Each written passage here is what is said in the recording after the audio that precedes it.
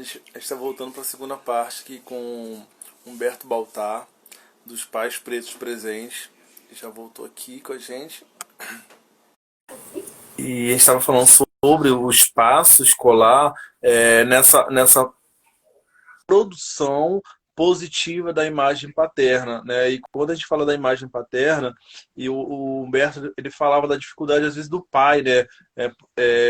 Progenitor, enfim, estar presente. Mas a gente eu vou provocá-lo ainda, trazendo essa construção também de que às vezes o pai não, né, não é o que gerou, né? Mas é o avô, é o tio, é o irmão, como que a gente pode positivar, porque a gente hoje fala a gente anda falando na sociedade em si, ela fala muito sobre a masculinidade tóxica, como se fosse um problema do homem, né? Como se o homem quisesse ser violento, perdão, como se o homem negro fosse violento, como se o homem negro fosse irresponsável de uma maneira muito voluntária. Acontece essa voluntariedade, sim, mas às vezes são levados, assim mesmo como o Humberto estava trazendo, o ambiente promove essa discrepância, mas de que forma, ainda assim, com todas essas problemáticas, a escola, aí a gente vai falar de escola pública, de escola particular, a escola num todo, como instituição, dispositivo de ensino, vai construir, pode construir essa imagem positiva, agregando, trazendo para perto. E acho que até o menino, rapaz, tinha colocado uma pergunta que eu vou esperar ele falar sobre novamente. Vai lá, meu irmão. Sim, sim. A fala é nesse sentido, né, que o pai, de fato, é invisibilizado, sem dúvida alguma. Eu estava colocando que no meu público específico, né, a minha escola, ela fica ali vizinha à Cidade de Deus. Você tem muitos pais que estão na criminalidade, muitos pais que morreram, muitos pais que, enfim, não podem, nem que quisessem, não podem nem sair dali da comunidade. E além disso, essa questão social mesmo, né, de as pessoas que nem têm o pai, não conhecem, enfim. E aí, o que eles fazem? Fazem a festa da família. E aí, nessa festa da família, esses pais, ou seja lá quem for que exerce a paternidade ou a paternagem na vida dessas crianças, se faz presente, né? Eu já vi esse debate, né, dos pais que reclamam que isso é uma espécie de invisibilização, você ter uma festa para a família e não ter a festa para o pai, porque, já que eles têm festa das mães, por exemplo. Mas eu entendo que dependendo da comunidade escolar, o impacto pode ser maior, né? Por exemplo, a gente sempre repara, né? Aquelas crianças com o olhar perdido nessas festas ali. Caramba, e aí? O que que eu faço aqui? Para onde eu vou? O que que eu... Porque elas são tão perdidas mesmo. Algumas nem conhecem, né? Esse pai. E aí, como esse trauma ele é muito forte para algumas crianças, a opção acaba sendo não ter uma coisa específica para o pai e aí focar na família. E também não tem da mãe, né? Só festa da família. Pelo menos na minha escola é assim, né? E eu percebo que para aquele público acaba sendo melhor assim, porque aí o pai vai na festa da família e a criança tem ali a presença, às vezes não só do pai, mas da mãe também, e é uma coisa completa. É a saída que se encontrou, mas para Mas reforçar.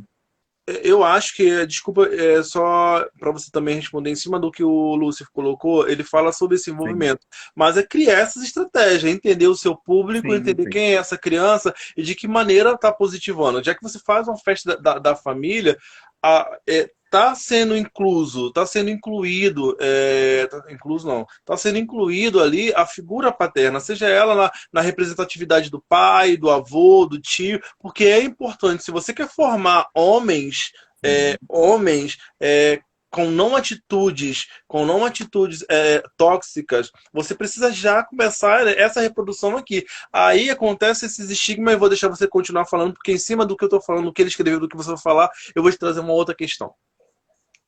Perfeito.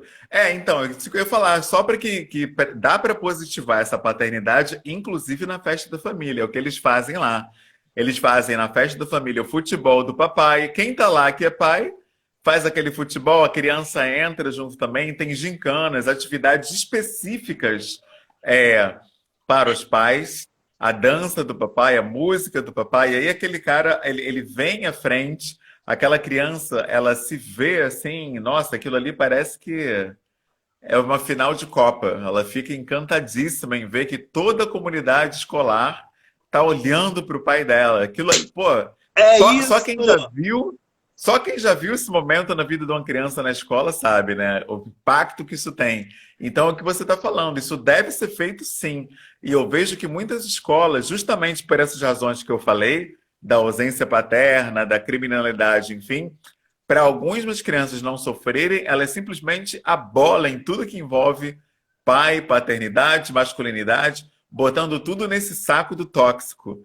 Aí é onde a gente discorda, né, desse termo masculinidade tóxica, que dá a entender que tudo relativo ao homem vai trazer, né, uma negatividade para a criança. Aí realmente eu sempre fui contra essa abordagem. Eu procuro, inclusive, nas minhas aulas trazer algo de positivo do pai preto, reforçar essa figura, porque eu acho que esse silêncio, essa invisibilização, já é o que o racismo já faz. Só vai contribuir para uma agenda racista, né, no final das contas. E eu quero pontuar algo, deixa eu só ler o que o Lúcio colocou, enfim.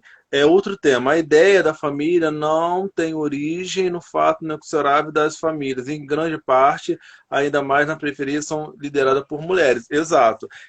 Mas o que eu acho problemático, de repente, nisso, embora eu não quero problematizar nada, é não é supervalorizar a imagem da mulher, mas é colocar uma responsabilidade a mais em cima delas. Quando eu falo isso, porque se eu penso em homens agressivos, né, e eu quero torná-los meninos que venham ser homens que respeitam as mulheres, que respeitam tal. Se você começa a colocar essa imagem da mulher como a provedora da casa, a gente pode estar também tendo um gatilho para esse menino pensar que amanhã a obrigação da mulher está sustentando, né? São outras problemáticas, mas eu quero falar algo que eu acho muito importante. Eu tenho essa discussão, quero ver se você concorda comigo, discorda. A gente não busca, ninguém busca a aprovação da mãe, né? Porque a aprovação da mãe é muito natural. Ai, que bonitinho. Ai, que legal. A nossa aprovação, a nossa busca de aprovação sempre é paterna, do pai. A gente está o tempo todo buscando essa aprovação. E essa baixa autoestima, ela é provocada e nociva até a idade adulta. E quando eu falo isso, você falou anteriormente sobre memórias ancestrais, tal, tal. Quando aconteceu aquele fato com o jovem na ponte do Rio Niterói e tal, e logo após eu fiz um evento chamado Afros Memórias, e hoje nós trabalhamos sobre memórias depressivas. Por quê? A minha filha estava vendo a televisão, a minha mais velha, e ela estava reproduzindo porque estava falando, porque ele estava prendendo outras pessoas, deixando as pessoas presas, ele teve que morrer mesmo, não sei o que, tal. E depois que ela viu então governador aplaudindo aquilo tudo, tal, ela reproduziu uma fala com a mãe dela, disse, bem feito, né? Quem manda ele ficar querendo fazer mal a outras pessoas? O que você acha, pai? Aí eu falei para ela, filha, não é certo o que ele fez, mas bem feito? Não. Por que bem feito? Você sabe quem é ele? Você conhece ele, a família dele, sabe o que ele estava passando. Eu não estou justificando o que ele fez. Eu só estou querendo te fazer estar no lugar dele. Você ia gostar que de repente você chegasse chateada na escola e não quisesse falar com ninguém, como todo dia você fala, e começasse a falar, lá, chata, isso, aquilo, aquilo outro. Ela, é verdade, né, pai? Você, exatamente. É essa construção que a gente precisa estar fazendo dentro dessa memória depressiva. Porque foi o que você falou. A sociedade ela já faz isso. E a gente vive nessa busca de aprovação. Quando eu insisto na presença paterna, seja na representação do pai, do tio, tal, dentro, pensando nesse sujeito masculino, né, ou nessa masculinidade que nós estamos projetando no futuro. né, que está buscando a Perfeito. aprovação do pai e que não tem, que não vai ter e que precisa de um retrato que ele não tem. O retrato mais próximo dele é o retrato de violência, às vezes promovido dentro da comunidade onde ele mora, e eu falo comunidade, seja bairro, seja periferia ou não, e, e, e potencializado através da comunicação na TV, que bota o homem preto sempre como violento, como agressivo, como marginal, sem perspectiva. Então, quando você não traz isso para a base de ensinamento da. Eu estou falando demais, eu sei. Para a base de ensinamento dessa criança, é muito complicado, porque você não sabe quem você está gerando. Com certeza, concordo plenamente. É exatamente isso que acontece.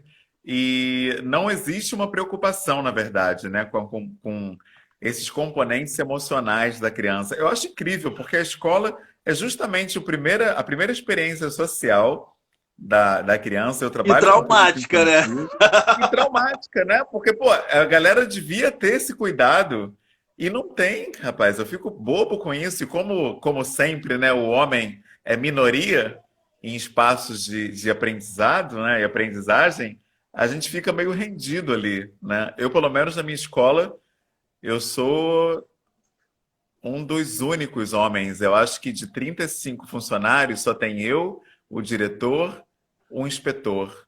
Ou seja, três pessoas. Ah, não, quatro. Tem o zelador lá. Quatro pessoas, né? Deve ter umas 37, 38 profissionais. Quatro são homens. Então a gente fica ali meio rendido, né? Essa ideia da masculinidade realmente ela é invisibilizada. Não existe um esforço em positivar nada que derive do que venha do homem, assim. E eu acho que, em parte, é a emergência, né, do discurso feminista que ele coloca, de fato, o homem em contraposição à mulher, em oposição mesmo, ou seja, de embate mesmo.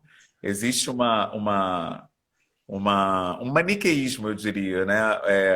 A mulher como lado positivo, o homem como negativo, e os dois tentando encontrar um equilíbrio ali, ou pelo menos um convívio harmônico, se é que isso é possível. Então, fica uma ideia assim, né? Vamos tentar um convívio aí, né?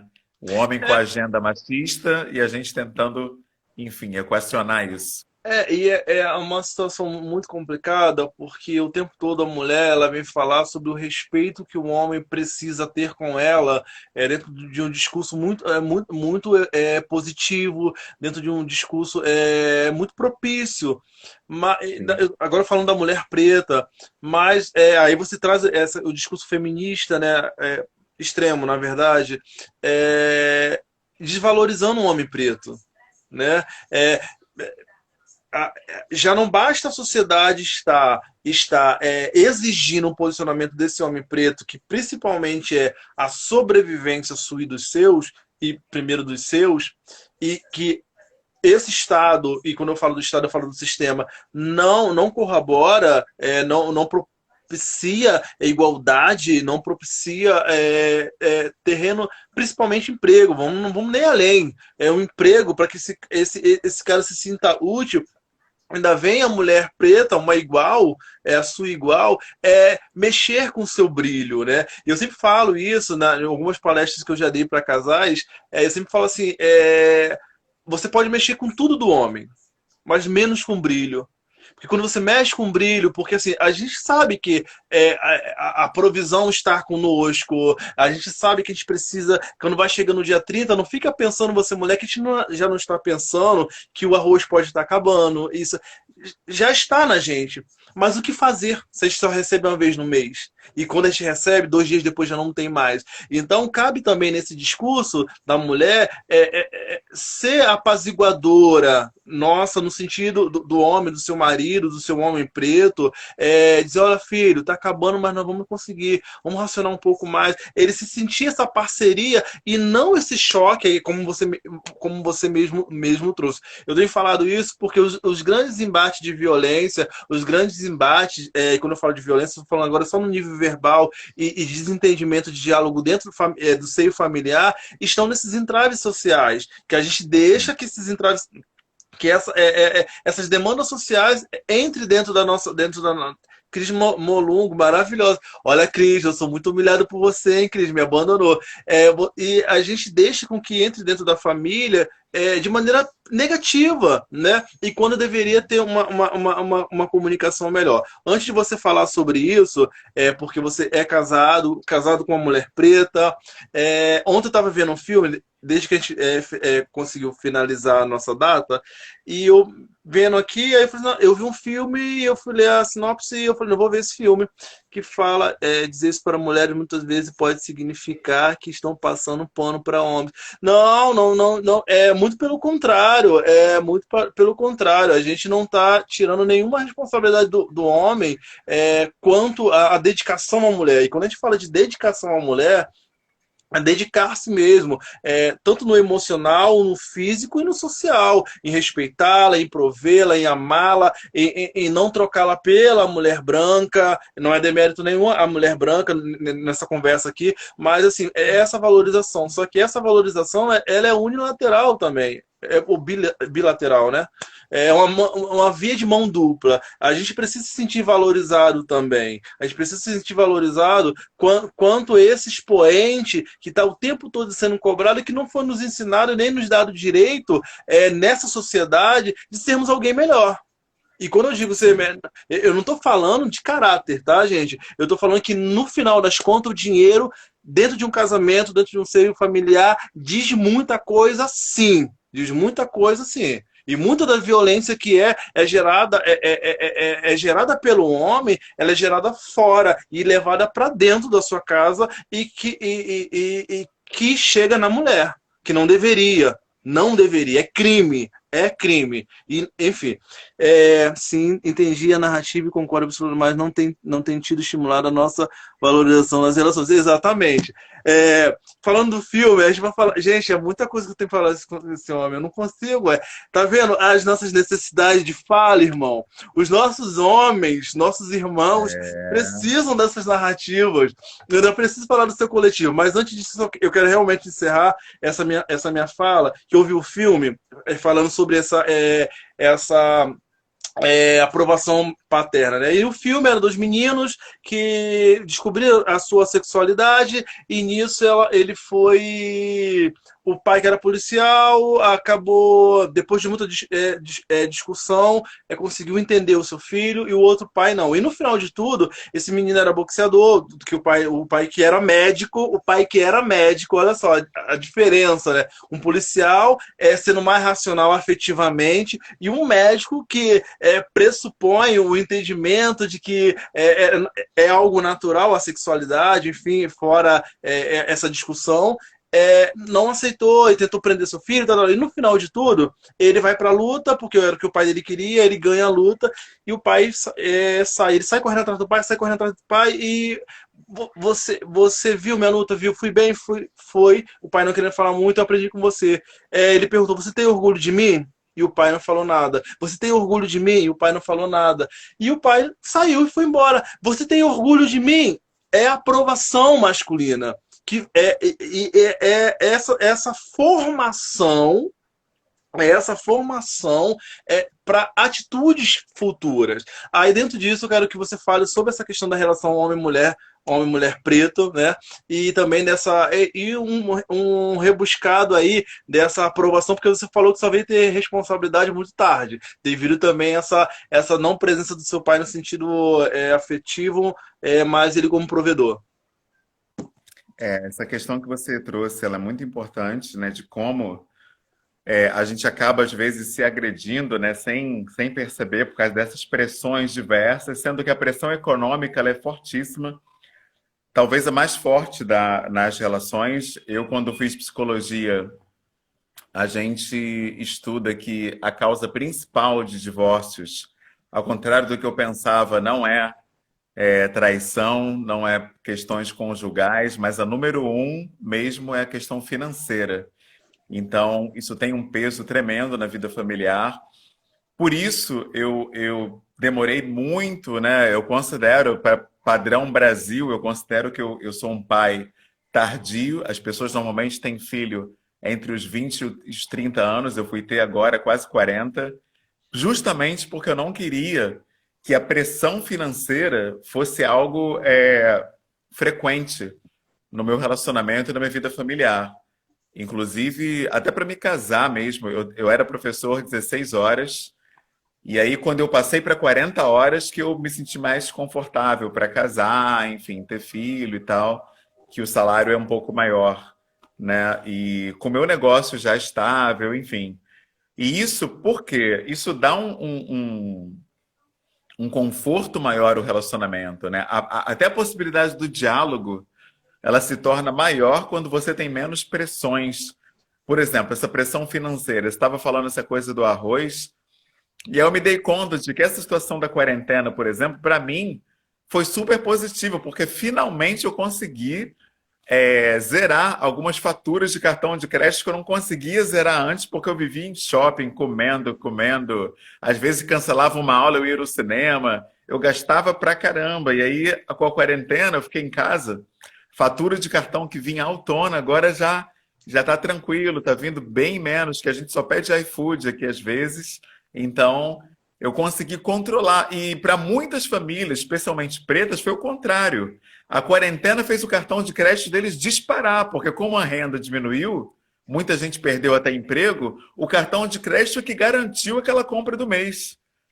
E aí o cartão de crédito a gente sabe que é uma bola de neve, né? Se você não paga a fatura toda, paga o mínimo ou valor parcial, pode esperar que no próximo mês a coisa vai chegar rasgando, né? A fatura vai vir arrebentando. Então, eu pego só um recorte, que é o financeiro, para mostrar como esse planejamento que é a vida 2 e a 3 até quando você se torna pai, como isso tem várias nuances, né? Sendo que a financeira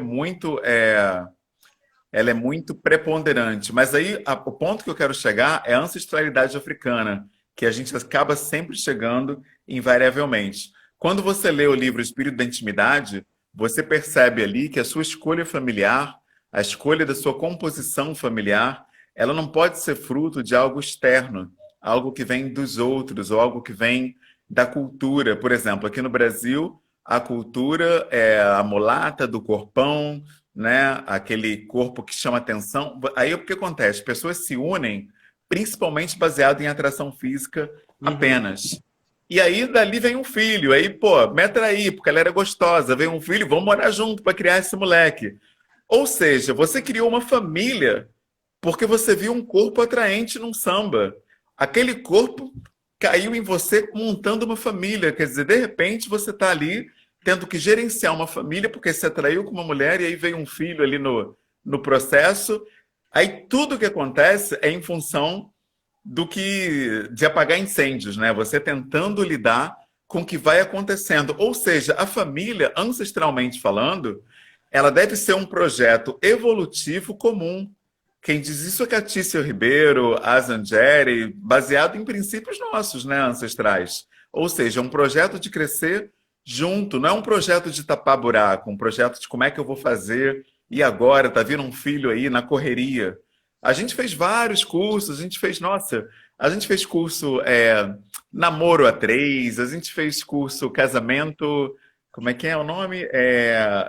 Casados para sempre. A gente participou de várias rodas aí de como é a vida em família. Sabe, a gente tem que haver um preparo. Se você tem que se preparar para exercer uma profissão, para dirigir um carro, para tudo tem que ter curso, para a vida familiar não é diferente. Você tem que ter alguma leitura, alguma conversa, alguma forma de construção em cima disso. Então, esse livro é incrível, esse espírito da intimidade, porque ele coloca que, no caso da família, o que deve nortear são valores. Para onde você quer ir, onde você quer chegar, onde você quer estar. Aí você vê se aquela parceira é compatível com você, se os valores familiares são compatíveis. Não dá para ir só naquela emoção do físico, naquela ebulição que gera ali quando você se atrai pela pessoa. E, infelizmente, muitas famílias são frutos da atração física apenas. Ah, o autor? E agora você me pegou. Eu quero registrar a fala enquanto você procura. O Espírito da Intimidade é importantíssimo esse livro. Nossa, isso aqui é A professora Lúcia Góes, mesmo ela que perguntou, ela falou assim: ela sempre sentiu a voz do homem abafada. Na verdade, a fala abafada. Na verdade, a gente não tem tempo de falar. né? O É pouco tempo que a verdade. gente tem, o tempo que a gente tem parando, a gente está deitado, descansando, a gente está. E quando eu falo a gente, eu falo uma proporção maior de todos. Eu tenho uma flexibilidade, fala melhor. Eu tento ver com as minhas filhas, a minha relação com elas, uma relação sempre de muita amizade. E eu tento fazer elas experimentarem toda a criatividade que elas possam ter e todo o universo diverso que propõe a elas, né? Que a gente propõe. Mas é uma fala é tão urgente, é tão necessária, porque o Humberto ele vem colocar de nós escolhermos, conversarmos, entendermos o que nós queremos construir. Mas esse entendimento deveria ser dado, trazido com essas bases que nós falamos lá da escola. Quando você, dentro da escola, introduz a família, introduz a importância da família, seja ela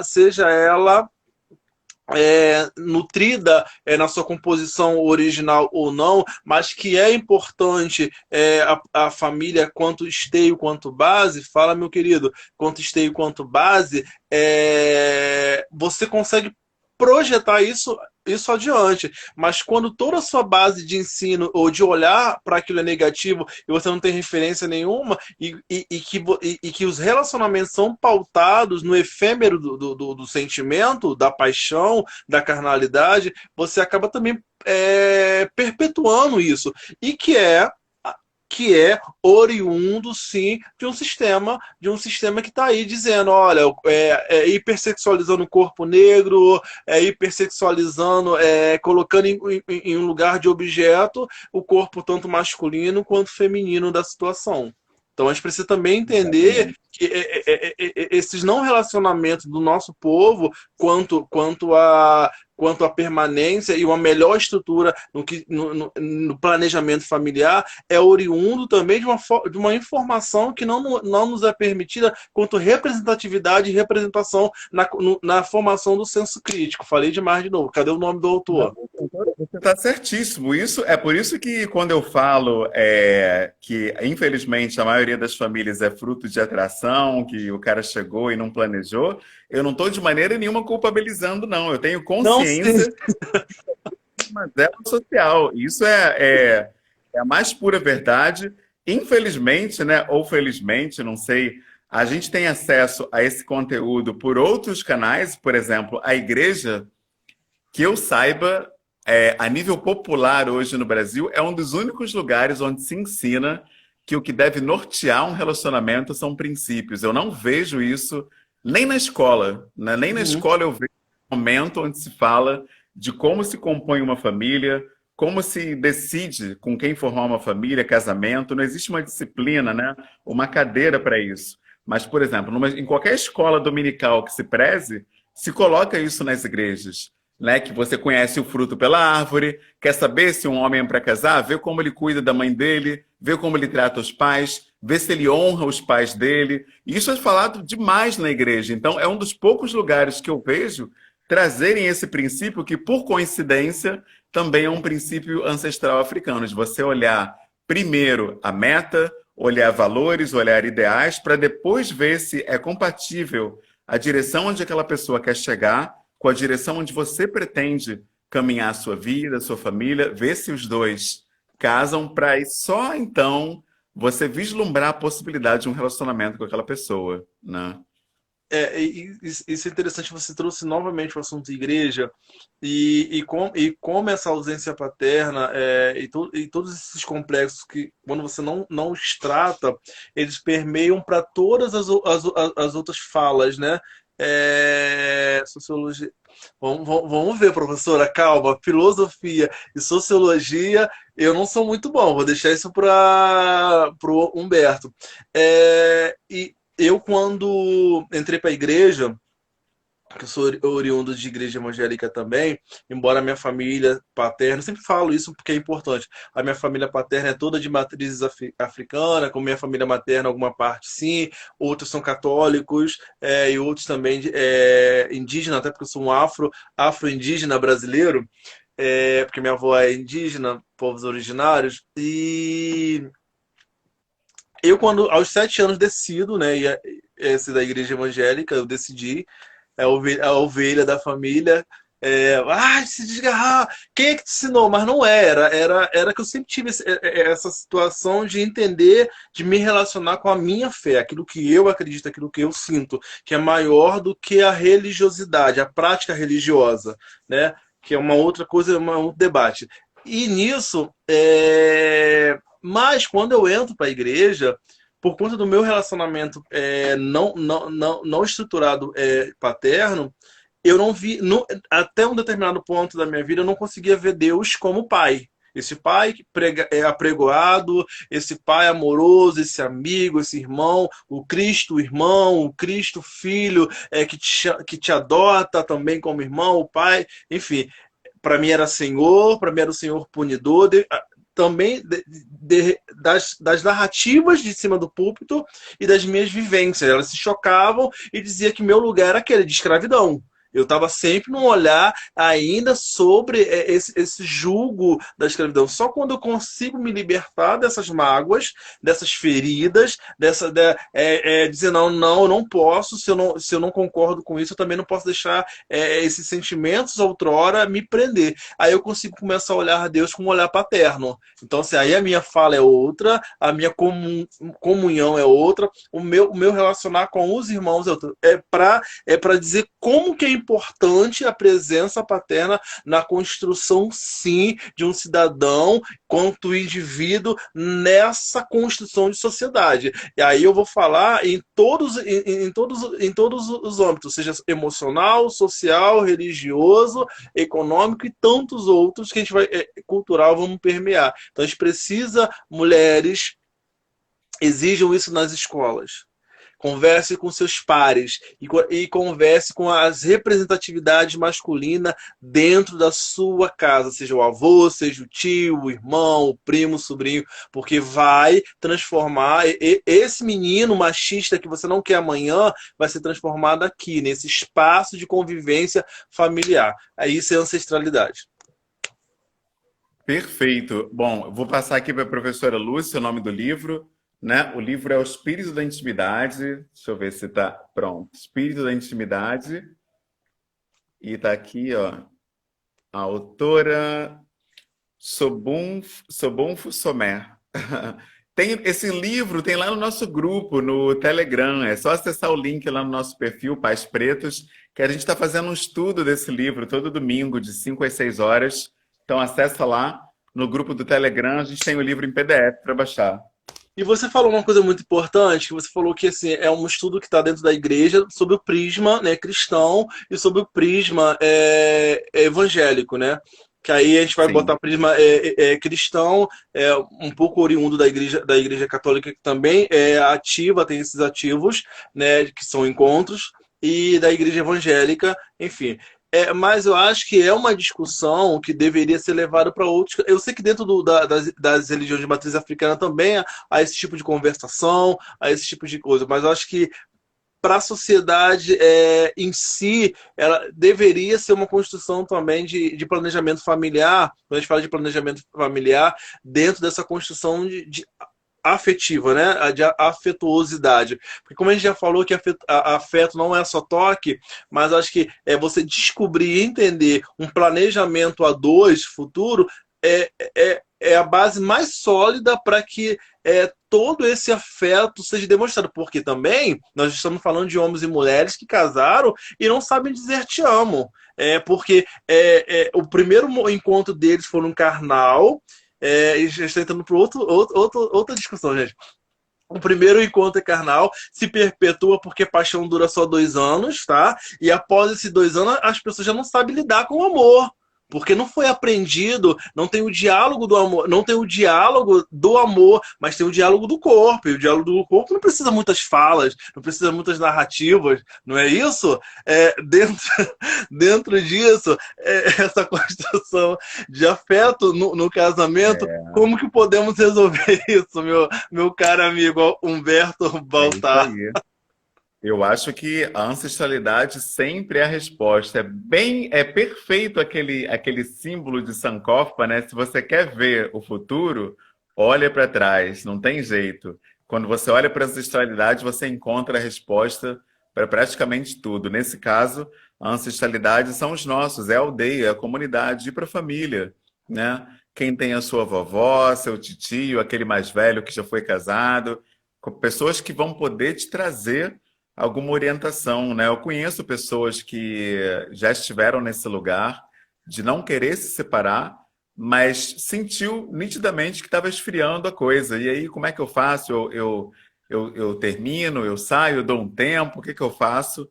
E aí, pessoas mais experientes trazem a sua vivência, trazem como foi com elas, como elas lidaram com esse momento em que dá essa mornada. A gente sabe que tem questões também hormonais, que às vezes é uma coisa do cara tomar um hormôniozinho, fazer uma reposição hormonal zerado. A mulher também tem as suas questões, então a gente precisa do diálogo. Eu acho que essa ideia europeia, né, do vencedor, que recai principalmente sobre o homem, de você chegar, fazer acontecer e dar certo sozinho, sem a ajuda de ninguém, você é o cara que bomba.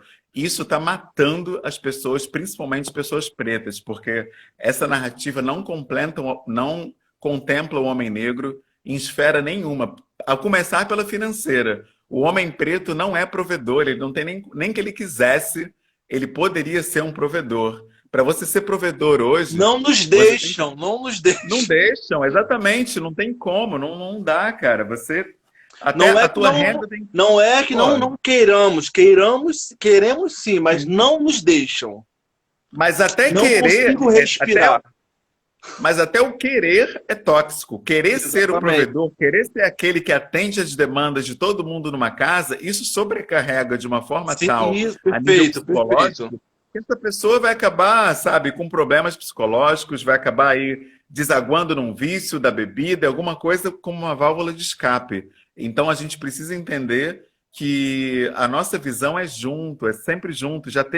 Tem pesquisas que são neutras, não tem nem viés racial, e já é comprovado que o salário mínimo para atender as demandas básicas de uma família deveria ser no mínimo 3.800 e cacetada reais. Ou seja, não tem condição, né, de uma pessoa assalariada ser provedora de nada, né, aqui nesse país. Então a gente precisa ter essa lucidez para não sobrecarregar nossos irmãos e irmãs. A mamãe bota perfeito, bota uma frase que é uma pergunta pra gente que você que vai responder. É, eu como mãe de menino tenho me preocupado muito com as minhas falas em relação a ele para não introduzir falácias machistas na educação deles. Ah, é mãe de meninos. Ah, bacana, um monte de meninos. Eu queria ter 7 ao total, tá, gente? Só tô com 2, tá bom, parei por aqui. Não, eu vou adotar. Aí ela bota assim: quais coisas marcantes em vocês que nós, mães de hoje, podemos fazer diferentes? Hum, Bom, eu fui criado com mulheres, né? Eu cresci na ela, casa da. desculpa, ela bota mais aqui só pra gente complementar. Por exemplo, me Sim. policio para não reprimir o choro do meu filho, ao invés de questionar por que está chorando ou pedir para não chorar. Eu peço, só um momento, mamãe vai te acolher, etc. Ah, é É isso. isso aí. Eu lembro que lá em casa, por exemplo, quando eu estava na casa da minha avó, ela não deixava eu lavar louça, por exemplo, ou varrer a casa e dizia que isso aí era papel da minha irmã. Então, quer dizer, sem perceber, ela reforçou aí um traço do machismo e realmente na minha infância eu não fiz coisas domésticas. Só quando eu tinha 23 anos que eu fui morar sozinho, que aí sim eu comecei a cozinhar para mim, a lavar o meu banheiro. Mas toda a minha infância e adolescência eu não tive esse hábito, né, do trabalho doméstico, em parte, na maior parte, porque as mulheres da minha família me blindaram disso. Minha avó, minha mãe, todo mundo tomou as frentes ou colocou a minha irmã nesse papel. Então, eu acredito que esse é uma coisa que eu gostaria que tivesse sido diferente, porque a gente estava até conversando isso ontem na nossa roda de paternidade, que o nosso irmão facilitador ele trouxe o dado, né, de que quando o homem é um parceiro da mulher nessa atividade doméstica, até a vida sexual familiar aumenta, ela melhora de qualidade, melhora na frequência, melhora tudo. Que a gente estava vendo os dados de pessoas se queixando que tinham 3, 4 relações sexuais por mês dentro do casamento. E qual seria a origem disso? Aí ele trouxe esse dado, que muitas vezes o cara não faz nada, não lava um prato, não varre uma casa, e a mulher, além de cuidar do filho e da casa, ela ainda tem que atender as demandas do cara na cama, no final de um dia exausto de tanto trabalho. É óbvio que ela não vai estar nem com a libido para isso. Então, é preciso que essa desconstrução aconteça até mesmo para a qualidade da vida familiar, da vida conjugal mesmo. Aí você falou algumas coisas importantes, eu quero falar sobre a construção da minha mãe, na minha construção, mas referente a essa vida sexual, é muito importante que também a gente consiga, dentro de um consenso, entender que nem sempre fazer sexo é fazer amor. A gente tem que sempre preconizar o fazer amor. Quando você está falando de uma relação, quando você está falando de uma entrega para uma outra pessoa, falando da sua esposa, e se você, até porque para o homem também é cobrado ter essa função de estar sempre disposto. E a nossa função de prazer, ela começa na cabeça. Se é um homem que está cheio de problemas, cheio de situações, nem sempre vai corresponder, no sentido, naquele sentido que nós falamos do afeto. Vai corresponder no funcional, né? E não é bom para a mulher. Não é bom para a mulher porque você vai ali cumprir uma situação, vai cumprir uma demanda, vou botar assim, né? Um protocolo. E a gente precisa, dentro disso, também ter esse autorrespeito, um respeito mútuo um pelo outro, mas essa compreensão de que o sexo ele precisa começar e sempre vai começar no diálogo, né? Naquilo que você durante todo o dia vai construindo com a sua parceira, com o seu parceiro, enfim. Por que eu estou falando isso, gente?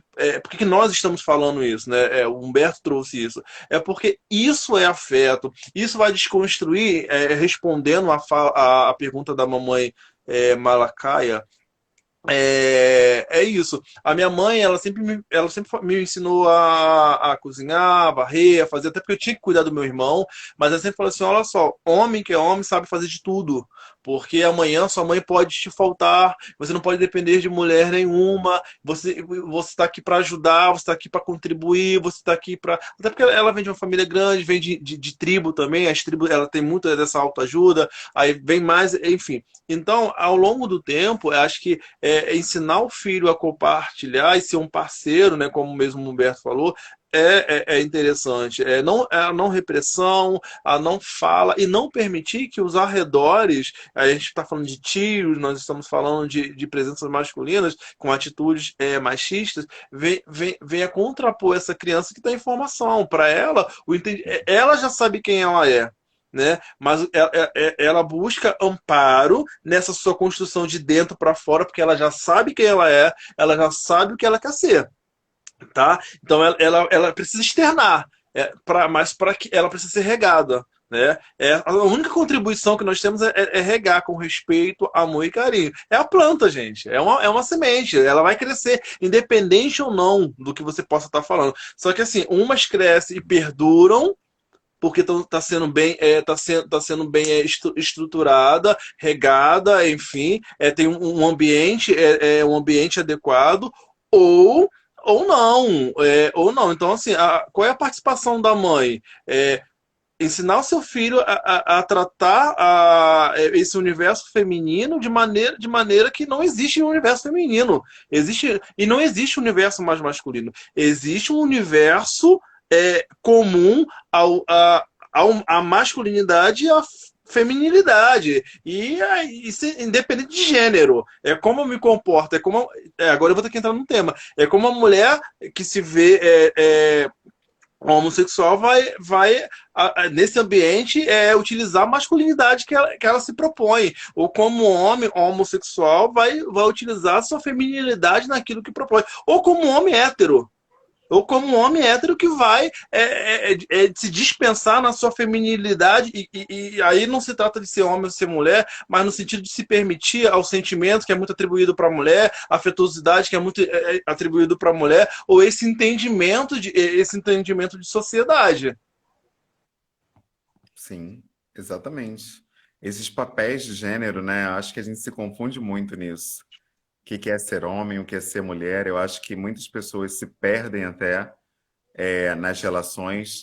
Um homem que se sinta menos homem porque lavou uma louça, poxa, o cara não tá perdido ainda tá perdido nesse rolê, né? E a vida conjugal também, né? Porque é passado que o homem preto, se ele é homem mesmo, ele é aquele cara que bomba na cama duas, três, quatro vezes seguidas, sem parar. Esse cara que está cansado um dia, ele tem até medo de dizer isso às vezes, que está cansado, porque primeiro que tem relações em que dizer isso significa que Tem outra você na ou rua. tem tem outra na rua, exatamente, ou tem outra na rua, ou está se acabando no banheiro com pornografia, tem que ter uma explicação para você um dia não querer quatro vezes seguidas. Então, é uma armadilha, né? Mais uma mazela do racismo que a gente deve ter uma atenção redobrada. A gente fala muito disso no coletivo, né? Armadilhas para ideias erradas ou equivocadas do que é ser pai, do que é ser homem, do que é ser afetuoso. A gente está o tempo todo desconstruindo com base na sociedade racista em que a gente vive, né? Infelizmente, a gente não consegue ser proativo no coletivo, né? Porque como a gente está dentro de um país racista, a gente acaba sendo muito mais reativo, respondendo ao que é passado para a gente diuturnamente. Não tem jeito. E eu queria fazer uma colocação aqui. Lucão tá falando aqui do pai dele, muito bom. Você não tá criando um homem ou você não tá criando uma mulher quando se trata de criança. Você está criando um cidadão, um ser humano, um ser que é um girassol. Sabe, que vai tá sempre iluminando, acendendo o girassol do outro, como a Asa vem dizer. Então, a percepção errada é quando eu estou dizendo que eu estou criando um menino, né? Eu tô criando, tô criando um homem. Não, eu estou criando um ser. Estou criando. Por que eu estou falando isso, né? Porque você precisa dar o um entendimento para ele, não de sexualidade, sim, mas são ideias saíram também da literatura, imagina isso. Mas o que você precisa formar nele é um caráter de cidadão, que independente das escolhas dele, sabe, ensina o caminho, o menino no caminho que deve andar, que ainda que cresça não se desviará dele, é exatamente isso. Você ensinou a base do respeito, a base a base do afeto, a base do amor, do bom dia, boa tarde, obrigado, por favor, não levantar a voz, mas também pensar, saber a importância da leitura, a importância de se colocar bem, a importância do estudo. Hoje eu falo para minhas filhas, ó, esse negócio não, tem que casar, para casar tem que trabalhar, você tem que ter seu dinheirinho, não pode depender de homem, não. Então assim, eu coloco algumas construções para elas, até alguém fala assim, mas você está ensinando isso para suas filhas? Não é que eu estou ensinando, elas precisam entender como são, que elas precisam ser independentes. Eu não estou criando elas para depender nem de mim nem de ninguém, eu estou criando elas para elas dentro das possibilidades mil que elas vão ter, possibilidades que eu não tive, que hoje eu posso dar a elas. Exatamente, com respeito, com princípios e valores. Mas só que, e mesmo dentro dessa. A gente precisa entender que o que são valores, o que são princípios. O que a gente não pode ensinar é o que é moral, porque moralidade, até para criança, ela sabe o que é moral ou não para ela. Quando ela fala que não pegou o pirulito, quando ela pegou. Mas é ensinar o que é ético, ensinar o que é ético, porque para ela ali esconder aquilo, porque mamãe vai me bater, porque a mamãe disse que não era para eu comer e eu comi. Então, esse processo de moralidade ele é muito complexo também, porque é individual, mas a ética não, a ética é coletiva. A ética, ela pressupõe princípios estabelecidos através do respeito, da convivência, daquilo que é bom. Gente, nós estamos nos encaminhando, eu falo a beça, meu Deus, eu não deixo meus convidados falar, meu Deus. Nós estamos nos caminhando para o final. Eu quero fazer um. Eu quero deixar. Quer falar alguma coisa sobre isso, ou Humberto? Para a gente fazer Não, uma. eu penso a mesma coisa. Olha, a gente precisa. Eu não esqueci daquele encontro que eu propus lá num grupo, não tô mais porque foi hackeado, né? E eu acabei não voltando, não voltando. Aquele encontro de paz no Festival Literário de São Gonçalo. Essa conversação tem que ser feita com homens, outros homens, tem que multiplicar. A gente precisa fazer com que essas falas parem de ser abafadas, né? Elas se venham. A gente precisa não reprimir mais o choro, o inconformismo, porque até homem para se queixar de dor, a gente não se queixa, porque não nos é permitido a dor. Ah, gente, pelo amor de Deus, o que está acontecendo? Eu sou muito humilhado. Vamos lá, meu amigo. Um rápido no gogó com você. Humberto Baltar, que ninguém conhece em uma palavra. Meditação. Meditação. Agora você pode completar as frases para mim, independente da quantidade de palavras. Eu te dou o início, você vai. Família, É tudo. minha fala, Nunca silencia. construo Pontes. através do coletivo, Crescemos juntos. ser pai, É um resgate. ser filho, É um retorno à paternidade. minha hombridade,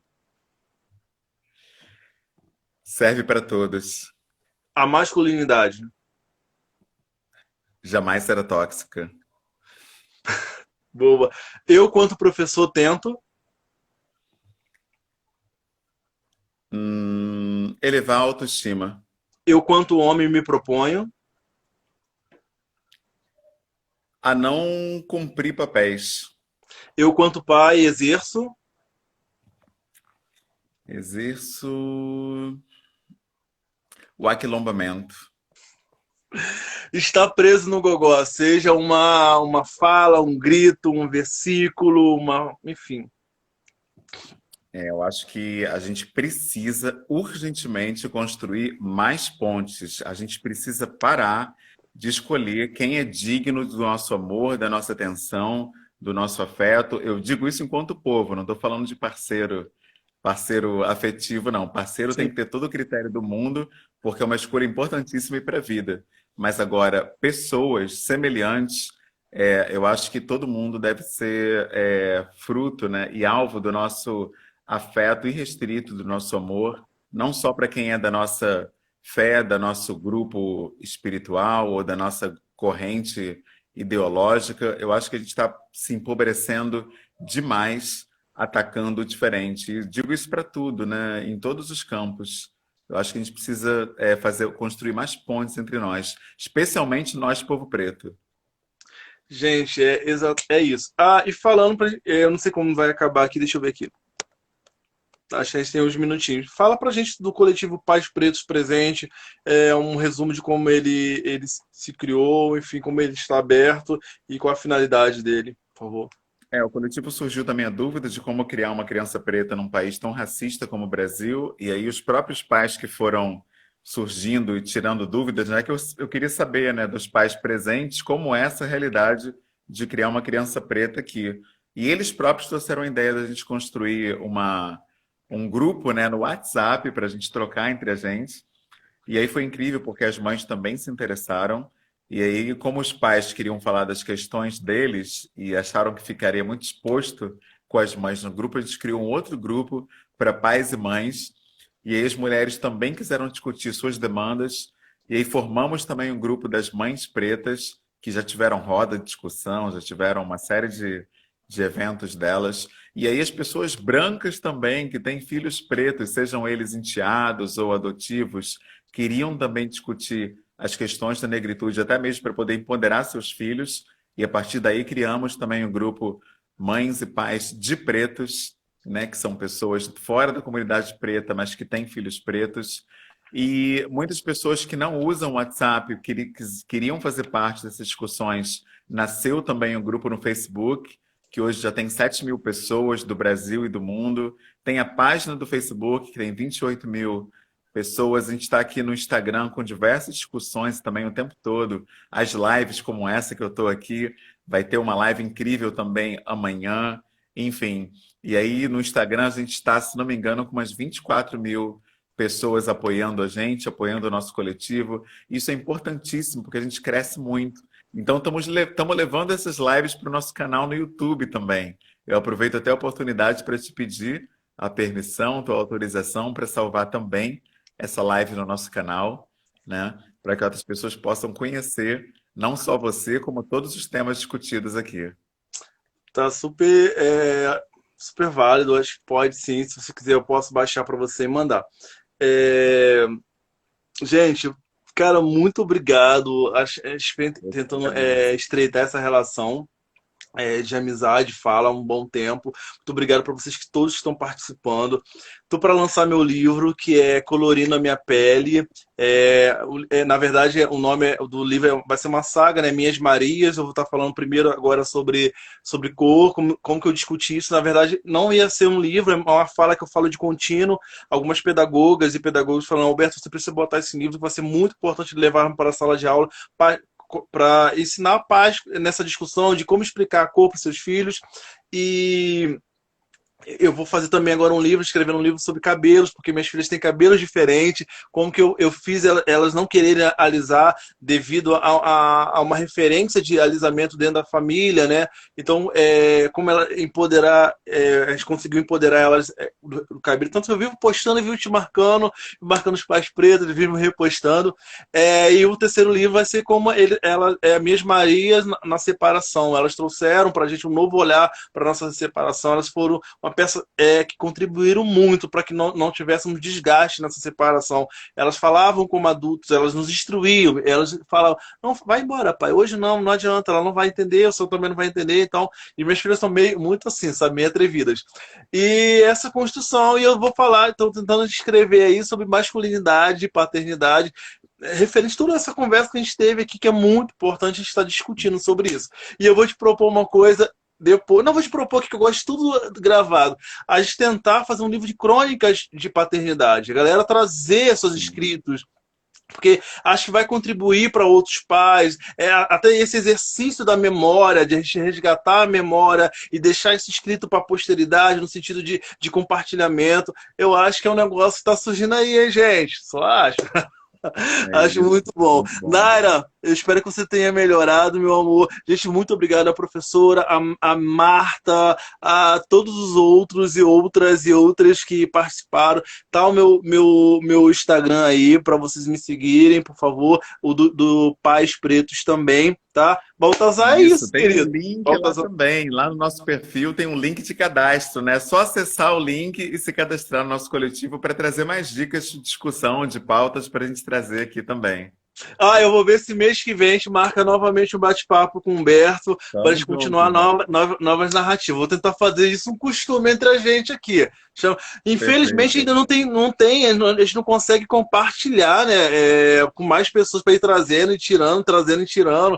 Ia ser maravilhoso. Acho que precisa se atualizar, Instagram, pelo amor de Deus. Gente, muito É isso aí. obrigado, Ubuntu e Salabona. Eu te valorizo.